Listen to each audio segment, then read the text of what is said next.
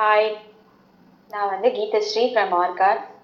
எனக்கு இது எப்படி தோணுச்சுன்னு தெரியல. ஆனா ஏதாவது ஒரு வித்தியாசமா ஒண்ணு பண்ணணும்னு நினைக்கும்போது தான் தேடுதல் தேடினேன் நெறைய என்ன பண்ணலாம், என்ன பண்ணலாம் அப்படின்னு தேடும்போது, எனக்கு நெறைய மைக்ரோ கிரெயின் வீடியோஸ்லாம் வந்துச்சு. அதுல பார்க்கும்போது எனக்கு மேம் பேசியிருந்தது புடிச்சது. அதுக்கப்புறம் அவங்க சேனல்லாம் போயிட்டு சர்ச் பண்ணும்போது எல்லாமே நல்லா இருந்துச்சு. ஒரு ஒரு வீடியோலுமே வித்தியாசமா சொல்லியிருந்ததுனால, சரி உங்கள தேடி போலான்னு வந்தது தான். கிளாஸ் எனக்கு ரொம்ப புடிச்சிருந்தது. நான் நினைச்சதுக்கும், எதிர்பார்த்ததுக்கும் மேலவே சொல்லிக் குடுத்திருந்தாங்க. எதுவுமே சொல்றதுக்கு இல்ல. Thank you sister. Jayashree ma'am எந்த ஒரு எதிர்பார்ப்புமே இல்லாம எல்லாரும் முன்னேறணுன்ற மாரி சொல்லிக் குடுத்திருந்தாங்க. Thank you sister. உங்களுக்கு எல்லாம் புரிஞ்சுதா இப்போ? கான்ஃபிடன்ஸ் வந்துடுச்சா பிசினஸ் ஆரம்பிக்கலான்னு? அண்ட் எல்லாரும் கேட்குறாங்க கண்டிப்பா அப்படின்னு சிஸ்டர். சொன்னீங்களே, அதை பத்தி சொல்லுங்க. எல்லாருமே நான் ஃபர்ஸ்ட் வீட்ல வேற ஒரு பிசினஸ் பண்றோம்னு சொன்னபோது எல்லாருமே வேணாம் அதெல்லாம் வேண்டாம் அப்படின்னாங்க. சரி அப்பவும் பண்ணலாம் அப்படின்னு தான் டிசைட் பண்ணோம். அப்புறம் சரி வேணான்னும் போது நம்ம விட்டுட்டு வேற ஏதாவது தேடலாம் அப்படின்னு. அப்புறம் இதை சொன்னதுக்கு அப்புறம் ஓகே இது டிஃப்ரெண்டா இருக்கு நீ பண்ணு. உங்க சைட்லாம் கொஞ்சம் டிமாண்ட் தான். சென்னை சைடுமே கொஞ்சம் டிமாண்ட் தான். நீ பண்ணா உனக்கு ரீச் ஆகும். ஹெல்தியான ப்ராடக்ட் தானே, யாரும் மிஸ்யூஸ் பண்றதோ இது பண்றதோ பண்ண மாட்டாங்க.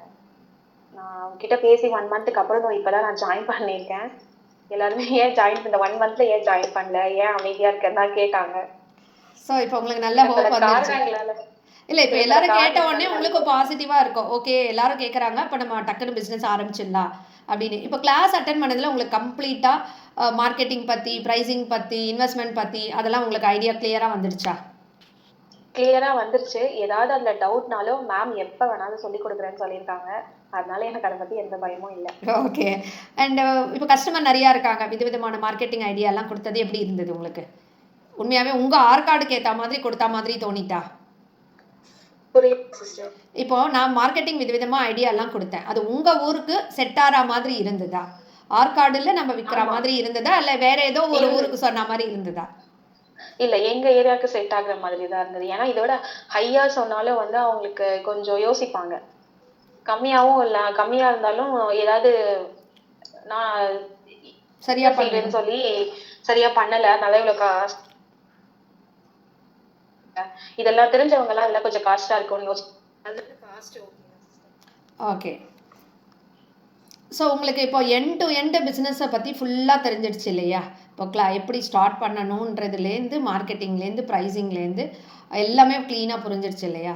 இப்போ நான் கிளாஸ் எடுத்ததுலேருந்து எவ்வளோ இன்வெஸ்ட்மெண்ட் இருந்தால் நீங்கள் ஸ்டார்ட் பண்ணலாம் மினிமம் பிஸ்னஸ்ன்னு உங்களுக்கு மைண்டுக்கு தோணுது? ஏன்னா நம்ம இப்போ கிளாஸில் சொன்னதை வச்சு 2000 இருந்தா ஸ்டார்ட் பண்ணலாம்னு தோணுதுங்க சிஸ்டர். சின்னதா இப்போ பிஸ்னஸாக நீங்கள் கொடுக்கணும் அப்படின்னு நினச்சிங்கன்னா, பிஸ்னஸாக ஸ்டார்ட் பண்ணுறதுக்கு மினிமமாக நமக்கு எவ்வளோ இருந்தால் நம்ம பிஸ்னஸ் ஸ்டார்ட் பண்ணலாம்?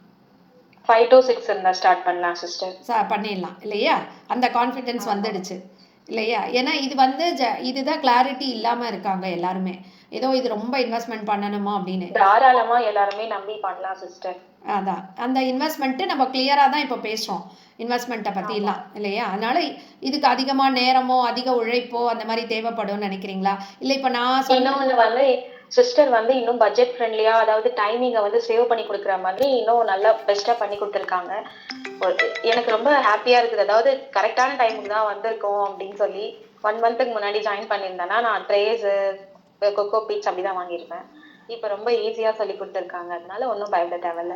Okay. So end of the day உங்களுக்கு இப்போ ஹாப்பி ஆகிட்டீங்களா? உங்கள் ஃப்ளெக்சிபிள் டைமிங்க்கு இருந்தது, அதை பற்றி சொல்லுங்கள். ஆமா, அதாவது என்னோட நான் சொன்ன டைமிங்குக்கு ஓகே சொன்னாங்க. அதுவுமே பிடிச்சிருந்தது. நடுவுல என்ன டிஸ்டர்ப் பண்ணாங்க வீட்ல அதுமே எதுவுமே கன்சிடர் பண்ணாம பொறுமையா சொல்லி கொடுத்திருந்தாங்க.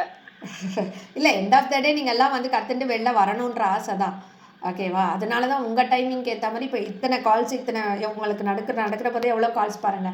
பட் இருந்தாலும் அது கான்சன்ட்ரேஷனோட உங்களை டைவர்ட் ஆகாம பண்ணணும்னு அதெல்லாம் எடுக்காம நான் கற்றுக் கொடுக்கறது என்னன்னா, நீங்க கன்வர்ஷன் ஆகணுன்றது தான். பிஸ்னஸாக கன்வெர்ட் ஆகணும் அப்படின்ற மாதிரி. அது மாதிரி நிறைய பிஸ்னஸ் ஆப்பர்ச்சுனிட்டி பற்றியும் சொன்னேன் இல்லையா? உங்களுக்கு மைக்ரோ கிரீன்ஸில் எவ்வளோ ஆப்பர்ச்சுனிட்டி இருக்குது அப்படின்னு சொல்லியிருக்கேன். ஸோ அது உங்களுக்கு பெரிய கான்ஃபிடென்ஸ் இப்போ கொடுத்துருக்கோம் இல்லையா? ஸோ நீங்க பேசுன எல்லாமே எனக்கு கான்ஃபிடென்ட்டாக தான் இருந்துச்சு. ஸோ தேங்க்யூ ஸோ மச் உங்களோட ஃபீட்பேக். ஸோ எல்லாருக்கும் ரெக்கமெண்ட் பண்ணுவீங்களா ட்ரைனிங்கை? கண்டிப்பா சிஸ்டர். நானும் இதை பண்ணணும்னு நினைக்கிறாங்கன்னா கண்டிப்பா சொல்வேன். ஓகே. ஸோ ரொம்ப ரொம்ப தேங்க்ஸ் உங்கள் ஃபீட்பேக்கு. என்னோட பெஸ்ட்டு விஷஸு தாராளமாக பண்ணுங்கள். நான் உங்கள் கூடவே சப்போர்ட்டுக்கு இருப்பேன். எடுத்து பண்ணுங்கள். உங்களுக்கு என்டையர் சப்போர்ட் நான் கொடுக்குறேன். சரிங்களா? தேங்க்யூ பயப்படாமல் சிஸ்டர். பண்ணுங்கள். Thank you so much. All the best.